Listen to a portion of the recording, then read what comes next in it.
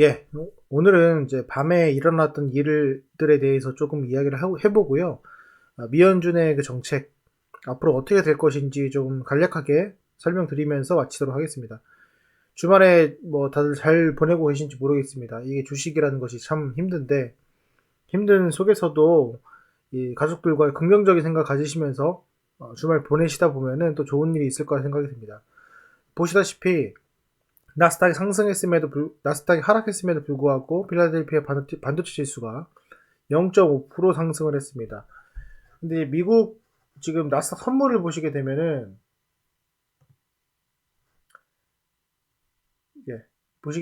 나스닥 선물이 이제 1% 가까이 하락을 했어요. 요게 지금 그 금요일 날 장 끝나고 정도의 가격입니다. 근데 요게 이제 밑에 빠졌다가 회복을 했는데 나스닥은 좀 회복을 좀 더뎠고요.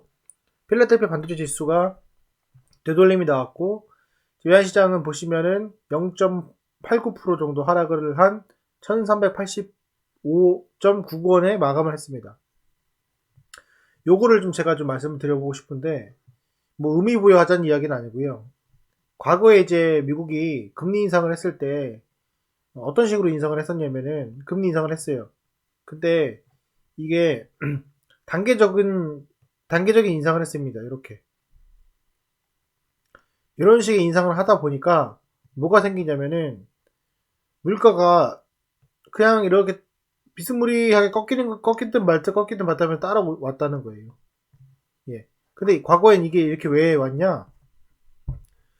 이 고용 지표도 그렇고 그 경기가 이제 침체될 수 있다는 우려 때문에 이런 단계적으로 올렸어요. 그러다 보니까는 궁극적으로는 이게 금리가 한 20%까지 올라가야지만 잡힐 수 있는 그런 현상까지 나오게 됩니다.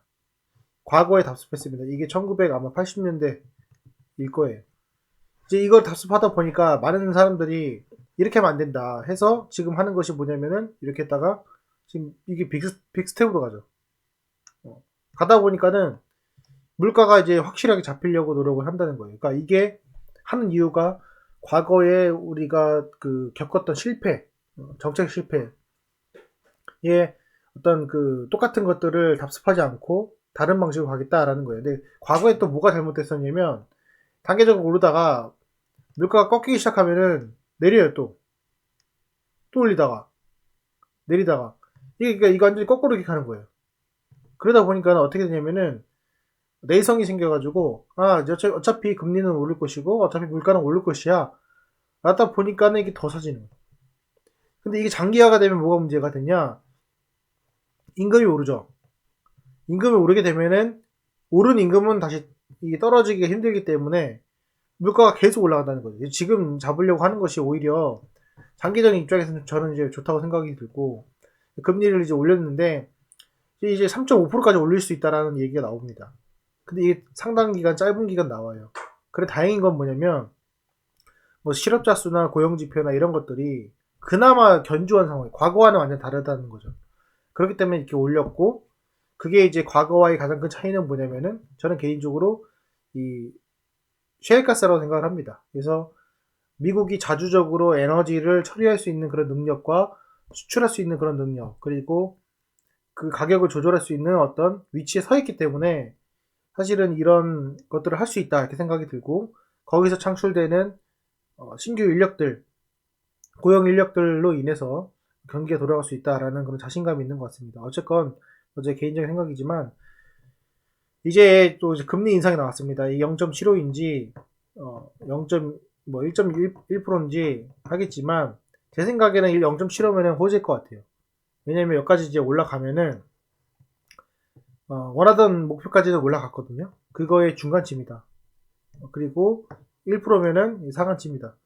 이 정도까지 와 있기 때문에 이것들은 우리가 예상을 했었고 1% 정도만 안 나와준다면은 그래도 긍정적인 모습을 보이지 않을까 생각이 들고요.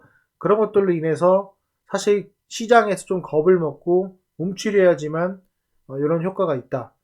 그렇지 않으면은 계속해서 인플레이션은 지속될 수 있다 이렇게 말씀을 드릴 수 있을 것 같아요. 그래서 이 현 상태에서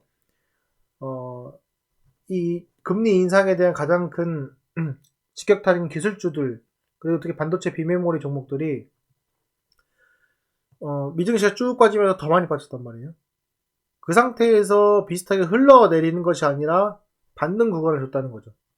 이거는 상당히 저는 의미가 있다고 보여요. 물론 이게 단기적으로 뭐 얼마나 의미 있냐 뭐 볼 수는 없겠지만은 저 개인적으로 진짜로 이 상태에서는 좀 긍정적인 시그널이 나오지 않았을까 이런 생각을 해봅니다. 물론 기술적 지표상으로 봤을 때 전저점에 해당이 됩니다.